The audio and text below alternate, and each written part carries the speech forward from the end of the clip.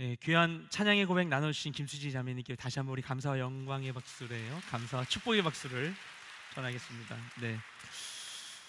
우리 도저히 끝나지 않을 것 같던 여름이, 전 세계가 타오를 것 같았던 그 여름이 끝나고 이제 드디어 가을이 되었습니다. 참 신기한 것 같아요.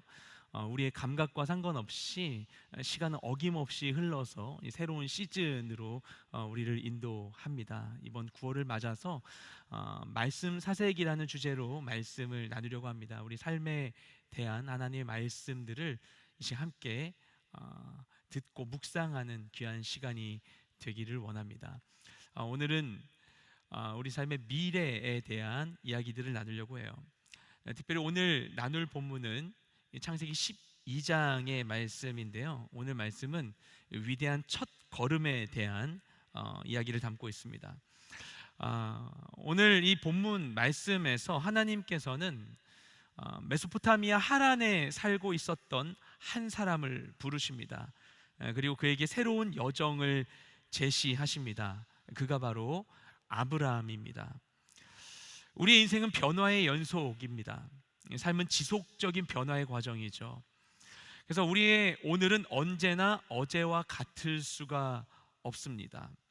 그런데 그런 변화의 여정 속에서 우리가 결국 염려하는 것은 무엇인가 하면 오늘의 나의 이 걸음이, 그리고 오늘의 나의 선택이 어떤 결과로 이어질지를 우리가 다 알지 못한다는 것입니다. 그래서 우리가 계속해서 어딘가를 향해 나아가야 하고 우리의 걸음을 한 걸음 한 걸음 내딛어야 함에도 불구하고 어디로 갈지 알 수 없는데, 그런 무거운 첫걸음들을 인생에서 떼기 전에 꼭 묵상해야 할 인물이 있다면 바로 아브라함입니다. 오늘 말씀 1절 말씀을 함께 읽도록 하겠습니다. 시작. 여호와께서 아브라함에게 말씀하셨습니다. 내 고향, 내 친척, 내 아버지의 집을 떠나 내가 내게 보여주는 땅으로 가거라. 아멘. 하나님께서는 고대 근동 지역의 이제 메소포타미아의 이 대도시 하란에 거주하던 아브라함을 찾아오십니다. 그리고 그에게 두 가지 명령을 하세요. 떠나라, 가라. 이 두 가지 명령입니다.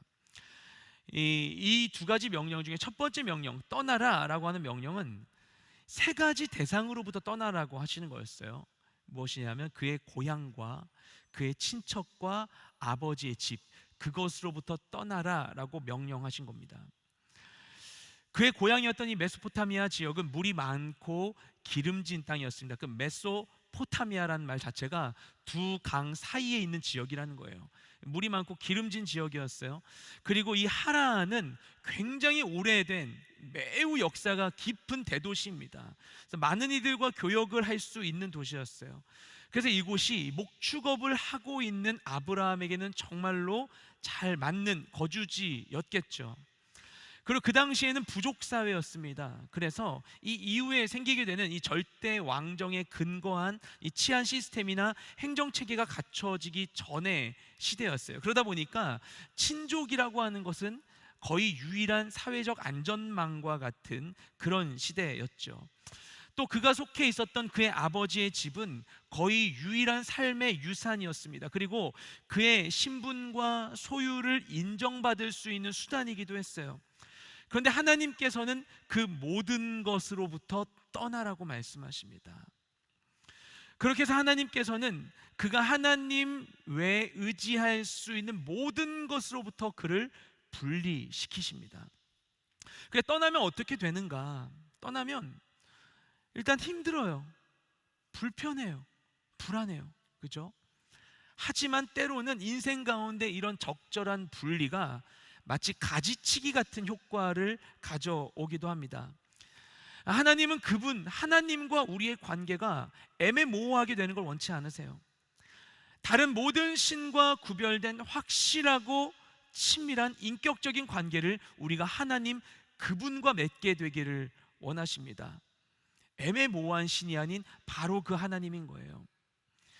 구약 성경을 보면요, 솔로몬 다음 때에 반란을 일으키게 돼요. 반란을 일으켜서 북이스라엘이 떨어져 나아가게 되는데, 북이스라엘에서 보니까 우리 백성들이 이 남유다로 내려가서 거기에서 하나님께 예배를 드리는 거예요. 그게 너무나 싫어서 어떻게 하는가 하면 이 북이스라엘의 북쪽과 남쪽 끝에 금송아지를 두죠. 그리고 그 금송아지를 숭배하게 하는데 어떻게 시키는가 하면은 여로보암이 이것이 너희 조상을 이집트에서 이끌어낸 여호와 하나님이다라고 얘기합니다. 그러니까 그 사람들은 그 금송아지를 숭배할 때 하나님이라고 생각하면서 숭배한 거였어요. 하지만 그것은 진짜 그 하나님이 아니신 거죠.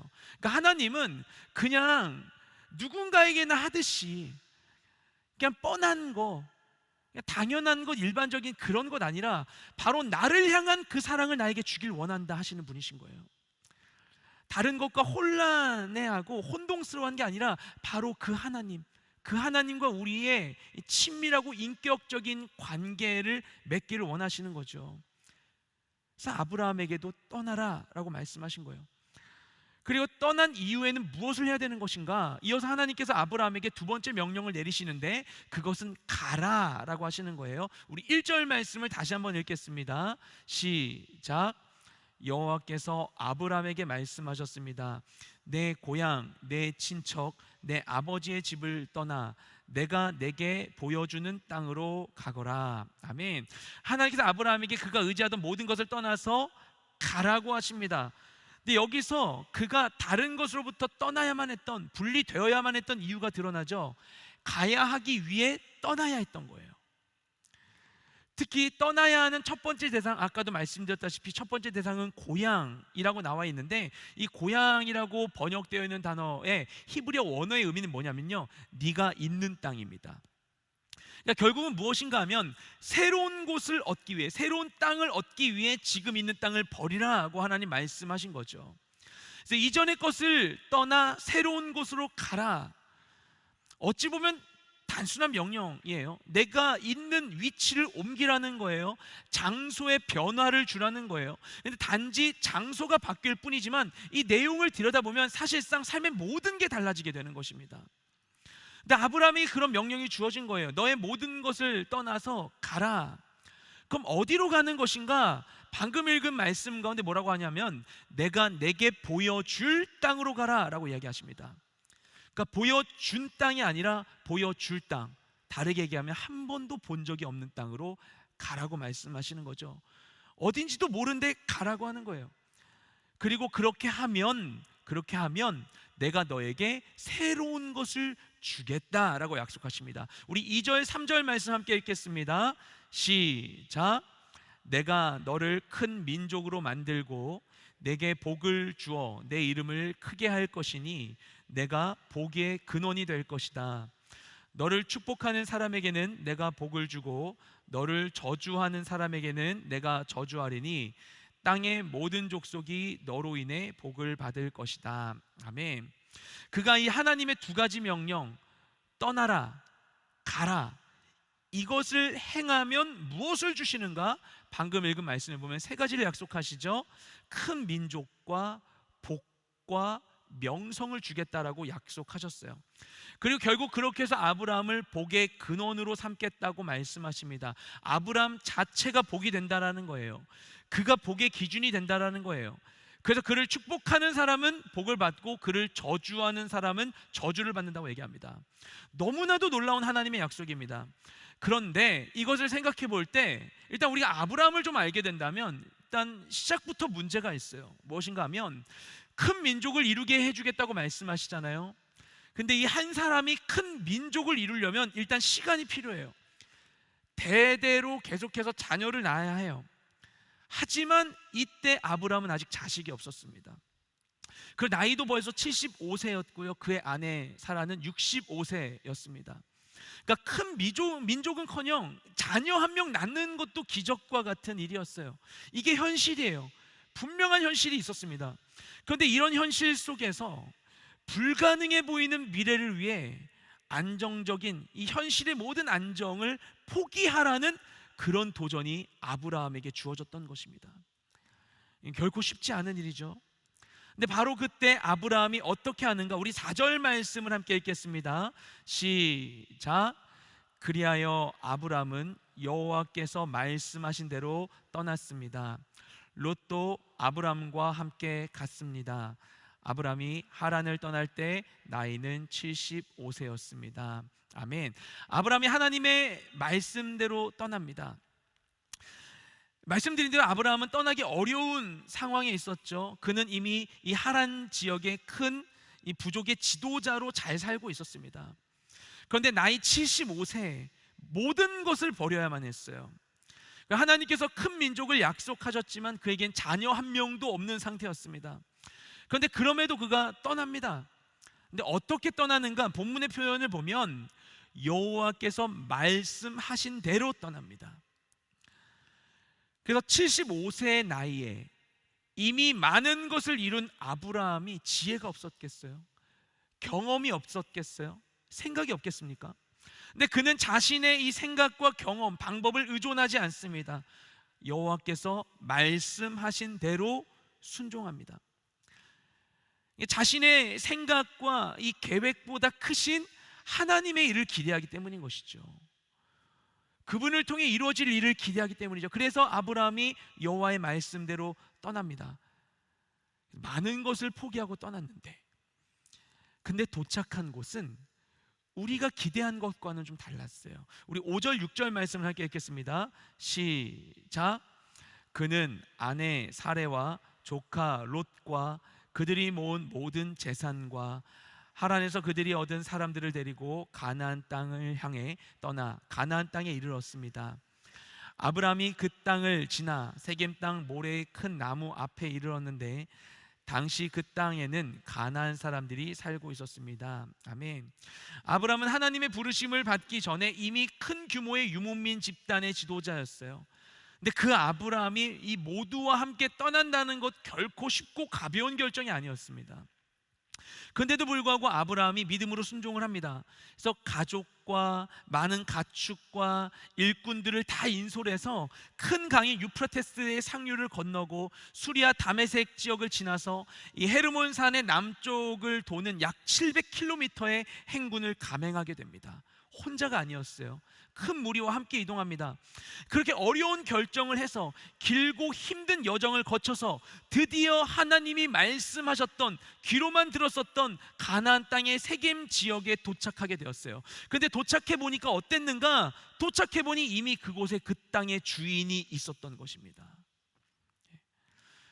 하나님께서 아브라함에게 명령대로 행하면 민족을 주겠다, 복을 주겠다, 명성을 주겠다 약속하셨는데, 그래서 그가 많은 것을 버리고 힘든 여정을 거쳐서 여기까지 왔는데 막상 와보니 얻을 게 하나도 없는 거예요. 오히려 잃은 것 투성입니다. 집, 좋은 땅, 친구들, 인맥, 가업. 그러니까 무언가 나에게 주어질, 이 민족은커녕 자녀 하나도 없는 상태. 버린 것은 너무나 많은데 얻은 건 없는 상태에 있는 거예요. 그러니까 하나님은 그에게 약속하셨던 것 중에 이렇게 순종하면 주겠다고 하셨는데 약속하신 것 중에 아직 하나도 제대로 보여주지 않으셨어요. 그런데 오히려 하나님은 그 상황 가운데 너무나 태연하게 약속을 추가해 주십니다. 우리 7절 말씀을 읽겠습니다. 시작. 여호와께서 아브라함에게 나타나 말씀하셨습니다. 내가 내 자손에게 이 땅을 주겠다. 아브라함은 여호와께서 자신에게 나타나신 그곳에 제단을 쌓았습니다. 아멘. 아직 먼저 약속하셨던 그 민족 이전에 자녀도 주어지기 전인데 거기에 여긴 더해서 땅까지 주겠다고 말씀하세요. 이 땅들 다 이미 주인이 있는데, 약속대로 왔는데 자녀 하나 없고 내 명의로 된 땅 한 평 없는 상태. 이 상황 속에서 아브라함이 무엇을 하는가? 이때 아브라함이 가장 먼저 한 행동이 있어요. 우리 방금 읽었던 말씀 7절 말씀 다시 한번 읽겠습니다. 시작. 여호와께서 아브라함에게 나타나 말씀하셨습니다. 내가 내 자손에게 이 땅을 주겠다. 아브라함은 여호와께서 자신에게 나타나신 그곳에 제단을 쌓았습니다. 아멘. 이제 아브라함이 하나님의 말씀을 듣고 무엇을 하는가? 가장 먼저 하나님이 약속하신 그 땅에서 하나님을 경배합니다. 그래서 그가 하나님의 말씀을 듣고서 그 땅에서 예배할 수 있었어요. 왜냐하면 결국에는 하나님께서 주실 것을 그가 믿었기 때문입니다. 그러니까 자신의 상황보다, 자신의 기대보다 하나님을 믿고 있는 거예요. 그래서 마치 없는 것을 있는 것과 같이 여기듯이 아무것도 없는 바로 그 땅에서 하나님께 경배를 드리는 것입니다. 그래서 우리가 성경을 보면요, 많은 이야기에서 우리가 그런 내용을 볼 수가 있어요. 믿는 자는 어떤 상황에서든지 예배할 수 있습니다. 때로는 내 상황이 어려워서 너무나 답답해서 도저히 예배할 기분이 아니라고 생각할 수 있어요. 막 주일날 막 나오는데 힘든데 가야 돼? 이런다든지 내 기분 너무 별론데 예배해야 돼? 예배의 조건이 내 마음의 상태에 있다고 생각하는 거예요. 근데 우리가 어떤 상황에 지배될 때, 그때 내 삶에 대한 나의 권위를 상실합니다. 내가 어떤 상황에 눌려버리면요, 내가 내 삶인데도 내가 내 마음대로 이것을 어떻게 하질 못해요.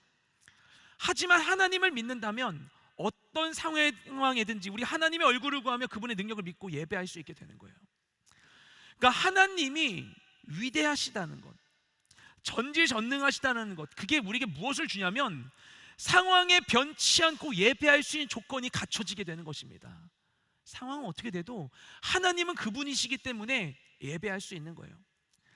나의 상태, 상황, 기분, 환경이 예배의 조건을 좌우할 수 없습니다. 어떤 상황에도 굴하지 않고 하나님께 예배할 수 있는 것이야말로 믿는 자가 누리는 권세인 거예요. 그 되게 어려운 게 아닙니다. 내게 주어진 그 자리에서 마음을 모아 하나님께로 나아가는 거예요. 하나님께 기도하는 거예요. 힘든 상황 가운데 막 나의 고민 속에 막 내가 막 눌려 있는 게 아니라 정신을 차리고 멈춰서 기도하는 거예요. 하나님 도와주세요. 도와주세요. 더 나아가서 내가 방해받지 않을 시간과 장소를 정해서 말씀 묵상하며 큐티하는 거예요. 저희 새가족 가정에서도 큐티 말씀드릴 때마다 늘 말씀드리지만, 큐티는요, 큐티가 무엇인가 얘기를 한다면 큐티의 본질이 그 명칭에 있어요. quiet time이잖아요. 조용한 시간. 큐티의 본질은 시간이에요. 시간. 다른 무엇에도 영향받지 않는, 내 마음의 소리, 내 걱정과 근심, 사람들의 이야기, 그 무엇에도 영향받지 않는 하나님께만 집중할 수 있는 절대의 시간을 갖는 거예요. 내 삶의 한복판 가운데 하루 단 10분이라도 30분이라도 그 시간을 갖는 거예요. 그래서 내 삶의 자리에서 하나님께 시선을 돌림으로써 내 마음을 조율하는 것이죠. 예배하는 거예요. 하나님을 초청하는 거예요. 그렇게 할 때 그 삶의 예배 자리가 광야 같은 우리의 삶의 구름 기둥과 불 기둥이 되는 것입니다. 그때 우리가 보이지 않는 상황에서도 계속해서 앞으로 나아갈 수 있게 되는 것이죠. 우리 8절 9절 말씀을 함께 읽겠습니다. 시작. 거기에서 그는 베델 동쪽에 있는 산으로 가서 장막을 쳤는데 그 서쪽에는 베델이 있고 그 동쪽에는 아이가 있었습니다. 거기에서 그는 여호와를 위해 제단을 쌓고 여호와의 이름을 불렀습니다. 아브라함은 계속 이동해서 네겝으로 나아갔습니다. 아멘. 아브라함은 그렇게 여기 왔는데 일단 내 땅 없잖아요. 근데 아무것도 보장되지 않은 가운데 무엇을 하는가? 장막을 칩니다. 그리고 여기서 장막을 친다라고 할 때 쓰인 이 표현들이 되게 흥미롭습니다. 장막을 친다라고 번역되어 있는 히브리어 단어가 나타라는 단어인데 원뜻이 뭐냐면 펼친다는 의미를 가지고 있어요. 펼친다. 단지 장막을 펼친 것일 수도 있겠는데 이게 그런 의미로 해서 보면은 단순히 장막을 친 게 아니라 자신의 영역을 확장해 나아간 거예요. 그렇게 그는 나아갔습니다. 아무것도 보이지 않지만 믿음으로 나아간 거예요. 그리고 가는 곳마다 어떻게 했겠습니까? 가는 곳마다 그가 장막을 펼친 곳마다 여호와를 위한 제단을 쌓고 여호와의 이름을 불렀던 거예요. 가는 곳마다 그 일들이 반복된 것입니다. 그러니까 여전히 나는 이 여정의 끝에 무엇이 있을지 몰라요.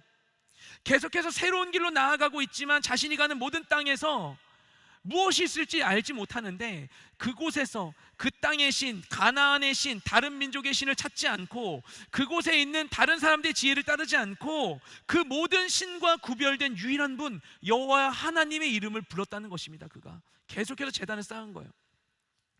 우리가 세상 속에서 우리의 삶의 변화의 여정 속에서 해야 할 일도 바로 그것입니다.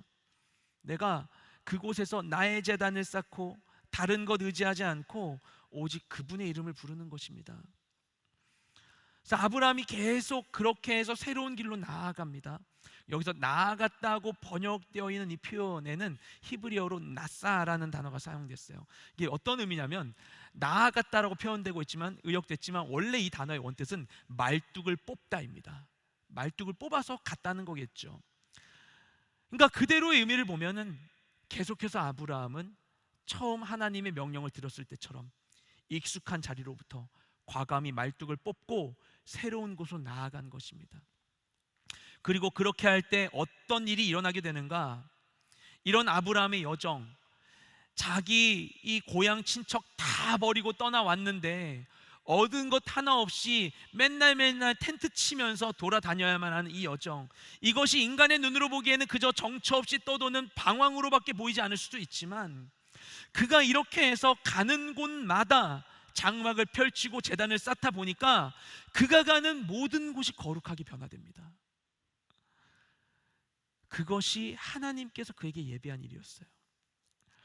그래서 하나님께서 앞서 아브라함에게 명령하시면서 뭐라고 말씀하셨습니까? 너를 복의 근원으로 삼을 것이다. 너를 복의 기준으로 삼을 것이다. 네가 바로 복이다 말씀하셨어요. 그러니까 그가 가면 복이 가는 거예요.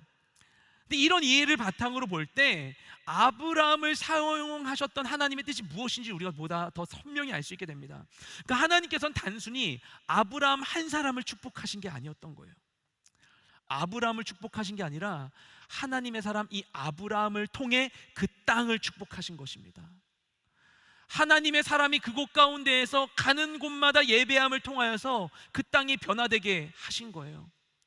다른 사람들이 있을 때는 뻔했었던 그 모든 삶의 자리 가운데 새로운 그 하나님의 사람이 옴으로써 이전에 없었던 새로운 질서와 기쁨과 소망이 생기게 되는 것입니다.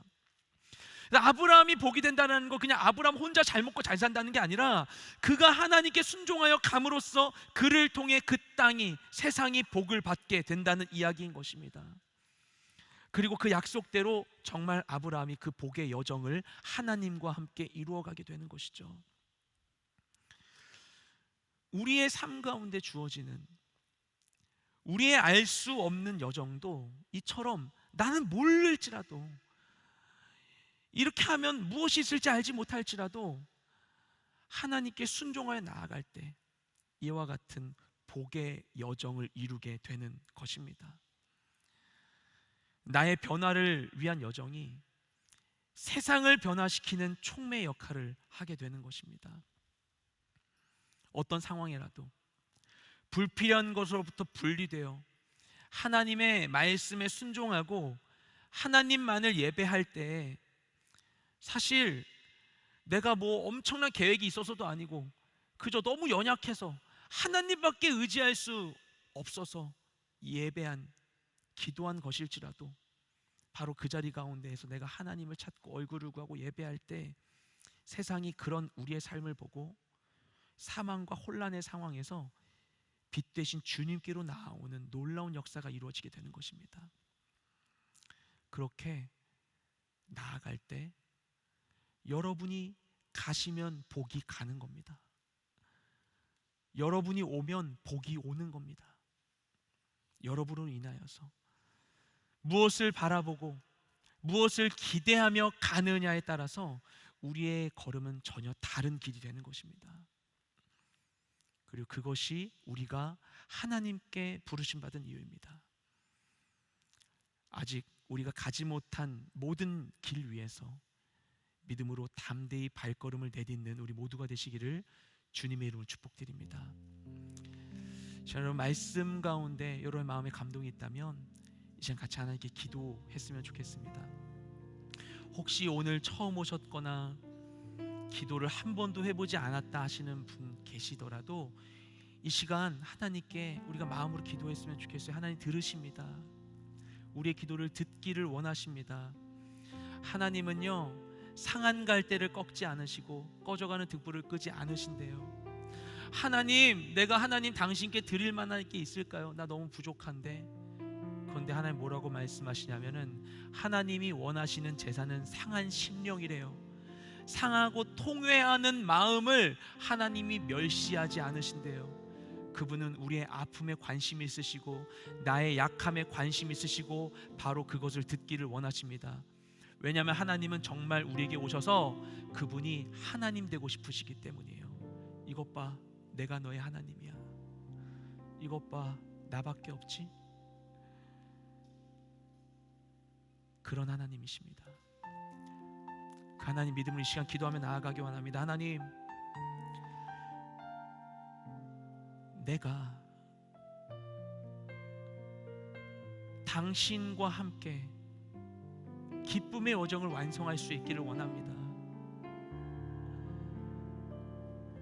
수고하고 열심을 내어도 기쁨이 없는 일상으로부터 벗어나길 원합니다. 살아내야 함에도 불구하고 이유를 다 채울 수 없는 공허함, 막막함으로부터 내가 해방되기를 원합니다.